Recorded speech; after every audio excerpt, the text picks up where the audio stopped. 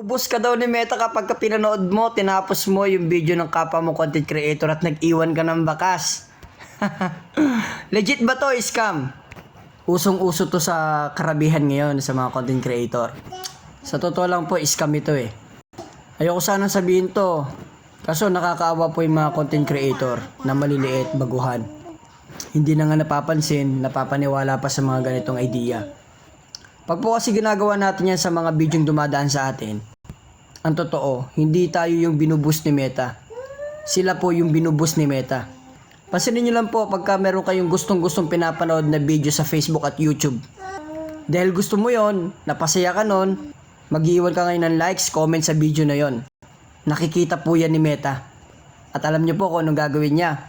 Maglalabas si Meta na related doon sa bidyong gustong-gusto mong panoorin. Bakit ganun yung nangyayari? Alam kasi ni Meta at ng algo ni Meta yung gustong-gusto ng mga viewers. Obserbahan nyo na lang po yung pinaka-gustong-gusto nyong video. Pag dumaan sa inyo yan, syempre papanoorin mo, tatapusin mo yan. Maganda kasi, la-likes mo, magko-comment ka. Pero sa mga susunod na video, lagi yan dadaan sa wall mo. At kahit gaano pa karaming video kapwa content creator mo panoorin mo, hindi mo ba napapansin na hindi dumadami views mo? Kaka-engage mo doon sa video ng iba na kahit hindi mo naman gusto. Dahil sa kagustuhan mo lang umangat. Sipin mo, kawawa na may content creator, di ba? Umaasa siya doon sa mga sinasabi naman malalaking content creator, tapusin daw yung video, mag-iwan ng bakas para ma-boost yung video nila.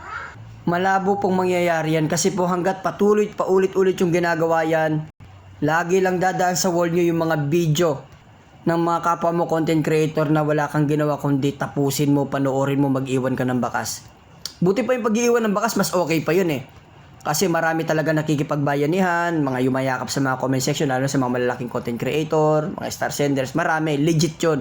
Pero yung tapusin mo yung video ng kapwa mo content creator para i-boost ka ni Meta, hindi po totoo yan. Kakapanood mo ng mga video ng mga malalaking content creator, tinatapos mo kahit di mo gusto yung video, hindi mo tuloy napapanood yung mga gusto mong panoorin sa Facebook. Facebook Reels, di ba? Marami tayong mga magaganda rin naman napapanood yung mga content ng mga sikat na creator na magaganda yung content. Sayang lang po yung oras nyo na ginugugol nyo sa panonood ng kapwa nyo content creator kasi hindi naman talaga ibubus si Meta account mo. Buti pa pag may dumaan na content creator sa wall mo, pwede mo naman iwanan kagad ng bakasyon. Mas okay pa po yun, mas organic pa nga po yun eh. Lalo na kung may mga pa-stars ka, sobrang daming followers na yayakap sa'yo. Lalo na kung sa malalaking content creator ka, nag-iwan ng bakas. Tulad ko na meron ng kulang 1 million followers, mas okay yan. Mas marami makikita sa bakas mo. Meron pa nga po nag-comment sa video ko, nagpa-stars lang ng 100 stars o 10 stars lang yata yun eh. Kulang 10,000 likes at 8,000 followers ang dumikit sa kanya. Sa isang bakas ang iniwan niya sa video ko. Kaya po sa mga nagpauso nito, mga malalaking content creator mo na nagsabi nito, pasensya na kayo dahil hanggang kailan natin lalamangan o lolokohin, sabihin na natin yung mga maliliit, di ba? Di ba gusto natin silang tulungan? Gusto nyo silang tulungan? Kaya kung napanood nyo itong video na to, huwag kayo magagalit. Tulong natin sa kanila to. Yung pag-iiwan ng bakas nila sa video natin, pagpapa-stars nila sa video natin, okay na yun, makontento na tayo doon. Pero yung pagtapos nila sa video natin na hindi naman maganda, hindi naman nila gusto, huwag natin gawin yun kasi hindi naman mabubus yung account nila eh. Alam mo kung kaninong account yung mabubus? Yung katulad mo na nagpauso ng ganong strategy. Bakit? Saan ba kakalat ng video mo na tapusin mo yung video ng kapwa mo content creator para i-boost ka niya? Kakalat yan sa mga maliliit na content creator na umaasa, nangangarap ma-monetize at kumita balang araw. Kakaganon nila, napansin ko mas maraming beses na sila, mas marami pa yung pakikipag-engage nila kaysa sa yung paggawa ng video nila eh. Mas marami pa. O nangyari, nabubus ba yung account nila? Hindi po. Diba? Hindi po mabubus yan. Yung pag-iiwan po ng bakas sa mga maliliit na content creator sa atin, malaking tulong na po yun. Diba? Aminin natin no, hindi, malaking tulong na sa atin yon. At malaking tulong din sa kanila kasi kung malaki na yung followers mo, iwanan ba kasi maliit, maraming didikit sa kanya, legit naman yon. Pero yung pag-boost ng account nila, malabo pong mayayari yon. Kahit po ganun ang gawin nyo paulit-ulit, hindi po darami yung views nyo. Darami yung views nyo kapag gumawa kayo ng content na magugustuhan ng mga viewers nyo.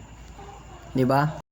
At kapag ka maganda yung content mo, paulit-ulit yan lalabas sa mga content creator at hindi. Doon lalabas yan. Walang pipiliin yan si Algo. Ikakalat niya yan kahit kanino. Yun ang totoo. Pansin nyo na lang si Bemax TV. 'Di ba? Ang daming nagko-comment sa bahay niya, nanonood, tinatapos yung video niya.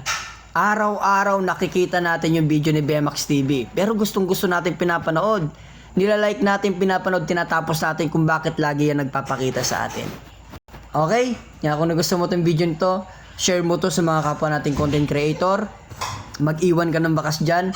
Mas maganda kung may 5 stars ka dyan, mas marami yayakap sa'yo. At dahil ako yung isa sa mga content creator nagsabi sa inyan, baka naman. Love ko kayo di ba? Love ko kayo alam nyo sa buhay natin, lalo na yung mga may pera ng content creator, wala nang dahilan. Wala na kayong dahilan para manloko pa ng kapwa ninyo. Wala na kayong dahilan. Nasa inyo na lahat maganda kayo, gwapo kayo, mayaman na, may pera na. Alam mo, ang pinaka-the best na lang gagawin natin sa buhay, gumawa ng tama sa kapwa natin.